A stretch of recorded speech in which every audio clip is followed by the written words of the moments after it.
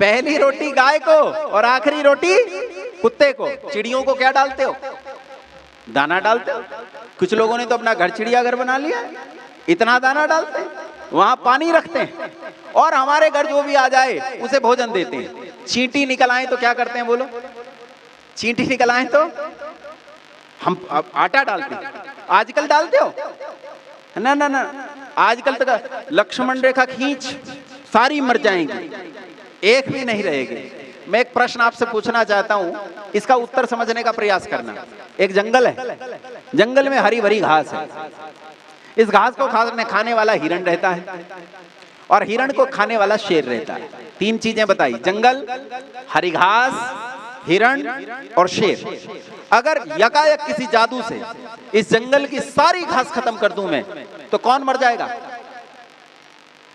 दोनों मर जाएंगे, हिरण भी मर जाएगा और शेर भी मर जाएगा। इसलिए याद रखो, हमारी परंपराएं हमें सिखाती हैं कि इकोसिस्टम कितना जरूरी है, परितंत्र कितना जरूरी है, और उस परितंत्र को बचाना कितना जरूरी है।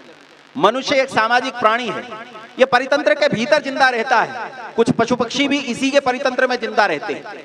आजकल एक बहुत बुरी परंपरा चली है, और वो परंपरा है वीगन। कैसे लोग होते हैं? वीगन। ये वीगन क्या होते हैं? ये वीगन कहते हैं गाय के दूध और उससे बने सारे उत्पाद मनुष्य के लिए निषिद्ध हैं, ये खाने नहीं चाहिए। अगर तुम खाओगे तो बीमार पड़ जाओगे, क्योंकि गाय का दूध और उसके उत्पाद जो हैं वो मनुष्य का भोजन नहीं है। मैंने पूछा ऐसा क्यों?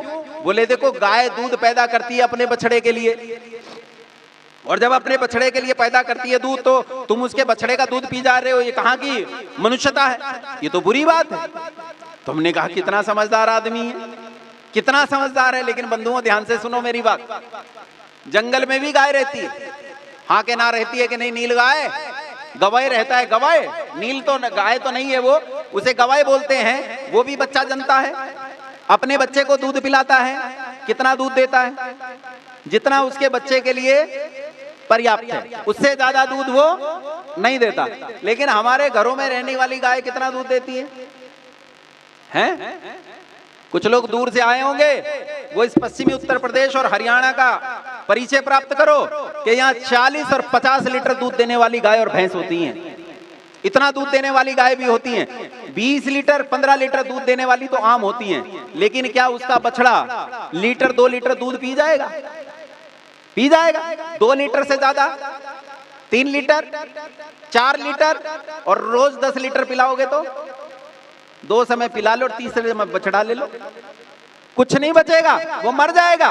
वो दूध उसकी कोख में परमात्मा ने उत्पन्न ही इसलिए किया है, प्रकृति ने उत्पन्न ही इसलिए किया है, क्योंकि वो मनुष्य के साथ जीने वाला एक साझा प्राणी है। और इसी गाय को आजकल तो ये हो रहा है। ईमानदारी से बताओ, इस गाय को अगर खुला छोड़ दें तो ये जंगल में जाती है कि वापस भाग आती है? ये मनुष्यों के बीच में रहती है। कुत्ते कहाँ रहते हैं? मनुष्यों के बीच में रहते हैं। ये वे लोग हैं जो मिलकर एक इकोसिस्टम तैयार करते हैं। इनमें से एक भी प्राणी का अगर तुम भरण पोषण नहीं करते हो तो समझो तुमने पूरे इकोसिस्टम को धक्का दे दिया। और ये सीखते किससे हो?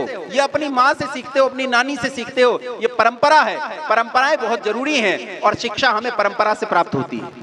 शिक्षा किससे प्राप्त होती है? हमें परंपरा से। ये जो शिक्षा है, इस शिक्षा को हमें उत्पन्न करना होगा, जो परंपराओं की उद्भावक शिक्षा है।